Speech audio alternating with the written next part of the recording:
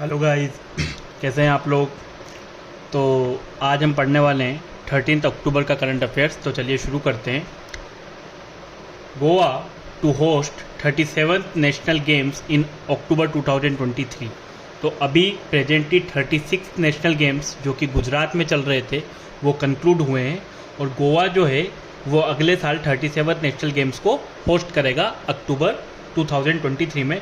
गोवा की कैपिटल है पणजी, यहाँ के सीएम है प्रमोद सावंत, और यहाँ के गवर्नर का नाम है पीएस श्रीधरन पिल्लई। तो पीपीपी, गोवा की कैपिटल है पणजी, यहाँ के सीएम है प्रमोद सावंत और गवर्नर है PS Sreedharan Pillai. Next news is Tamil Nadu notifies India's first slender loris century.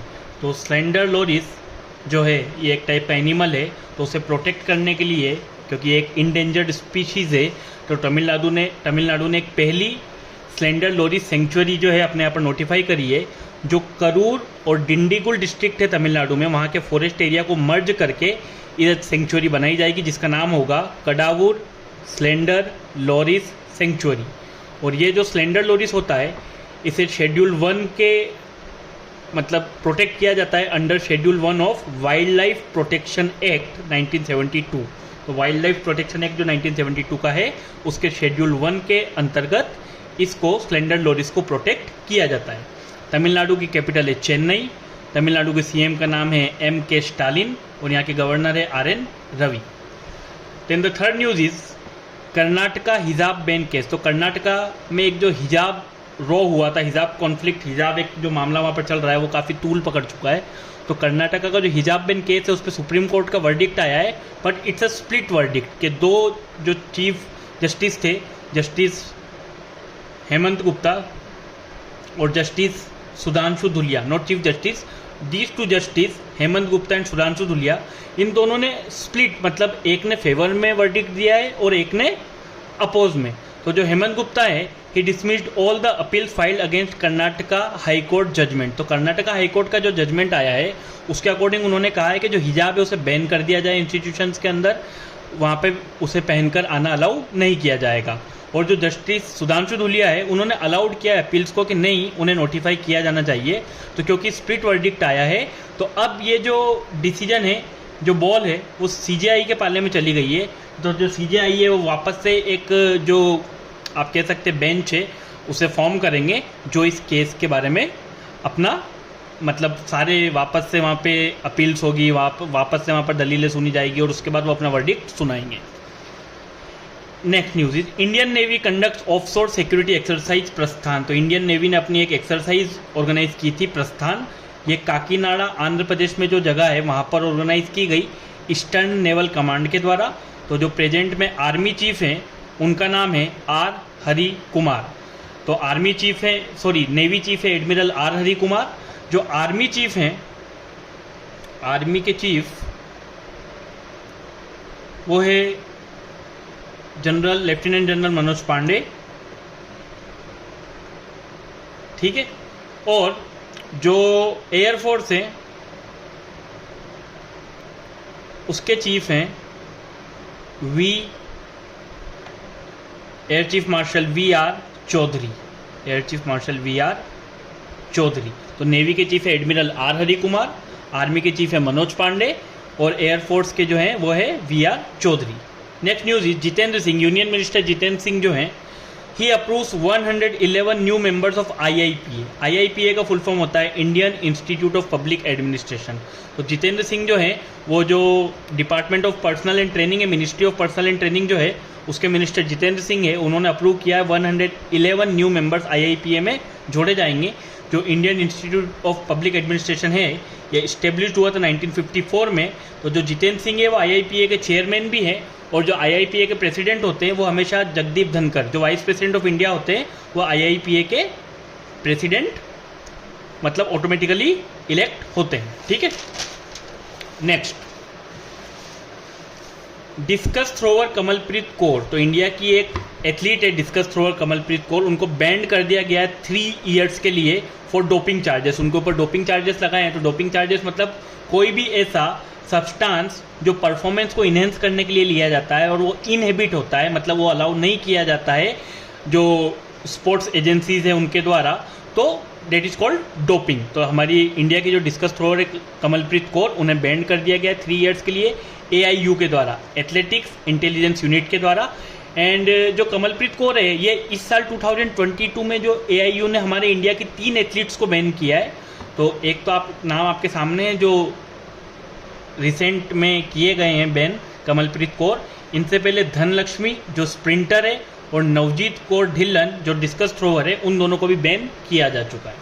Next news, भेल भारत हेवी इलेक्ट्रिकल्स लिमिटेड ने एक MOU साइन किया है कोल इंडिया लिमिटेड के साथ और NLCIL, ये भी एक कोल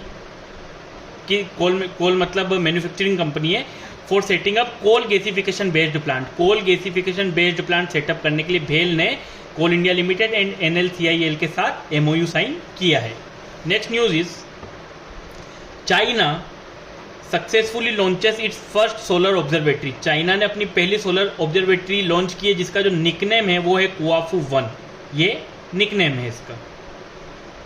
जो स्पेस में उन्होंने सोलर ऑब्जर्वेटरी लॉन्च की है उसका जो निकनेम है वो है कुआफू 1। लॉन्च किसके द्वारा की गई है? चाइना के द्वारा। First comprehensive space based solar telescope. तो ये जो कुआफू 1 है ये पहला comprehensive space based solar telescope है और इसका जो नाम है वो ओरिजिनली है ASOS, advance space based solar observatory, ठीक है। और इसका जो निकनेम है वो है कुआफू 1। तो चाइना की कैपिटल है बीजिंग, यहाँ की करेंसी है रेनमिनबी और यहाँ के जो प्रेसिडेंट है उनका नाम है शी जिनपिंग। इंडिया भी प्लान कर रहा है कि वो भी इसी तरीके का एक मिशन लॉन्च करेगा जिसका नाम आदित्य L1 है और 2023 तक इसे लॉन्च करने की संभावना है। और ये भी सोलर एटमॉस्फेयर की स्टडी करने के लिए इस मिशन को इंडिया के द्वारा लॉन्च किया जाएगा। नाउ अभी हमने पढ़ा 37th नेशनल गेम्स जो है वो गोवा में होंगे। 36 नेशनल गेम्स जो हैं ये कंक्लूड हो गए हैं गुजरात में।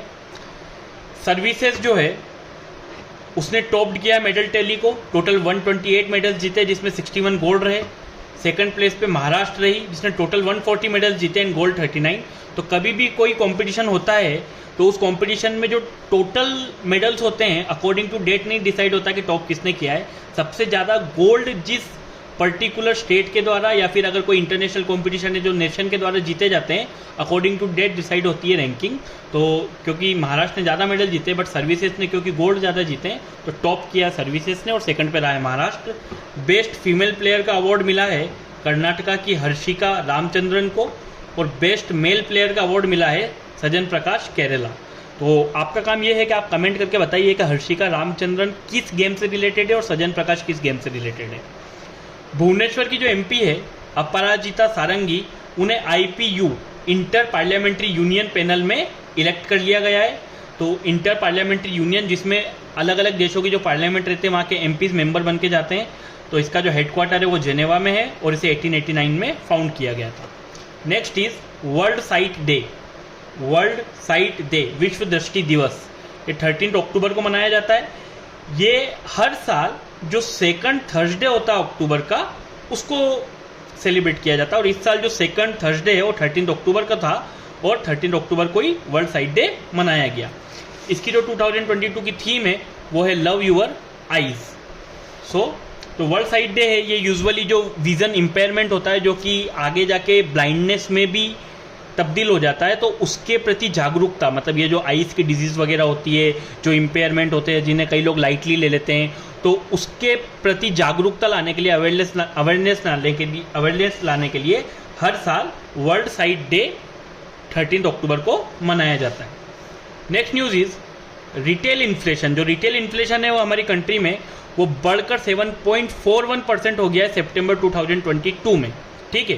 तो ये जो रिटेल इन्फ्लेशन रहता है ये CPI कंज्यूमर प्राइस इंडेक्स पे बेस्ड रहता है। तो जो अगस्त 2022 में रिटेल इन्फ्लेशन था वो था 7%, जो कि सितंबर में बढ़ के हो गया 7.41%। तो यहाँ पे मैं आपको अगर इन्फ्लेशन के बारे में थोड़ा समझाऊं तो देखिए इन्फ्लेशन के अंदर क्या होता है कि जो गुड्स होते हैं, जो सर्विसेज होती है,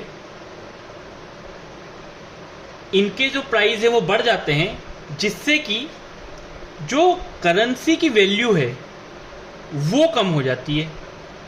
क्योंकि अगर किसी चीज़ का प्राइस बढ़ जाएगा तो पर्टिकुलर करेंसी की वैल्यू पर उसे कम हम उस सामान को खरीद पाएंगे। डेट्स वाई गुड्स और सर्विस की वैल्यू बढ़ जाती है और उससे जो करेंसी की जो वैल्यू है वो कम हो जाती है, and this is called inflation. और इसका जस्ट जो अपोजिट होता है वो होता है डिफ्लेशन। तो डिफ्लेशन के अंदर जो होता है गुड्स और सर्विस की वैल्यू कम हो जाती है और करेंसी की वैल्यू बढ़ जाती है। तो इन्फ्लेशन एंड डिफ्लेशन आपको यहाँ से क्लियर रखना है। तो रिटेल इन्फ्लेशन जो है सितंबर 2022 में वो बढ़कर हो गया 7.41%।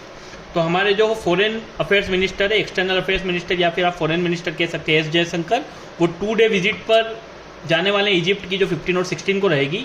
इजिप्ट को इंडिया ने इन्वाइट किया as a guest country. Egypt को इंडिया ने as a guest country invite किया है जब इंडिया की प्रेसिडेंसी, आप सब जानते हैं G20 प्रेसिडेंसी जो है वो अब इंडिया के पास रहेगी 2022 और 23 के लिए। तो इसीलिए जो एक तरीके से कूटनीति या फिर आप राजनीति के रूप में देख सकते हैं, डिप्लोमेसी इन अ डिप्लोमेटिक मैनर, तो अच्छे रिलेशंस बनाने के लिए ये जो खाड़ी देश है या फिर जो अरब कंट्रीज़ है, इंडिया ने इजिप्ट जो है उसे भी इन्वाइट किया है। ठीक है, तो इजिप्ट की कैपिटल है कायरो और इजिप्ट की जो करेंसी है वो इजिप्शियन पाउंड।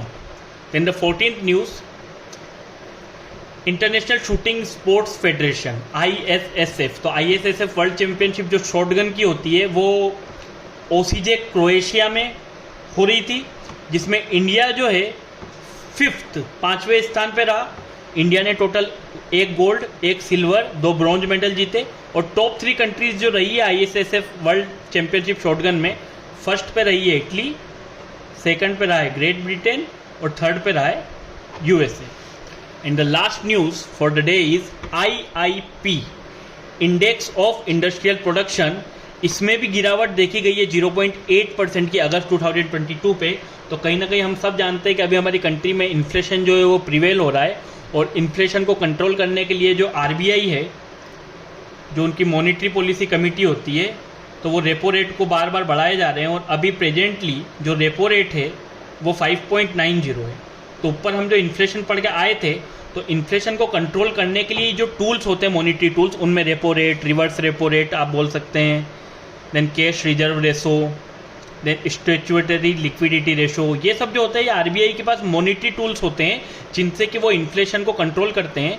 तो देखिए रेपो रेट जो बढ़ा रहे हैं, पहले मैं आपको यहाँ पे समझा देता हूँ कि IIP index of industrial production, तो ये एक इंडेक्स होता है जिसके अंदर पूरी डिटेल होती है growth of various sector of the economy की।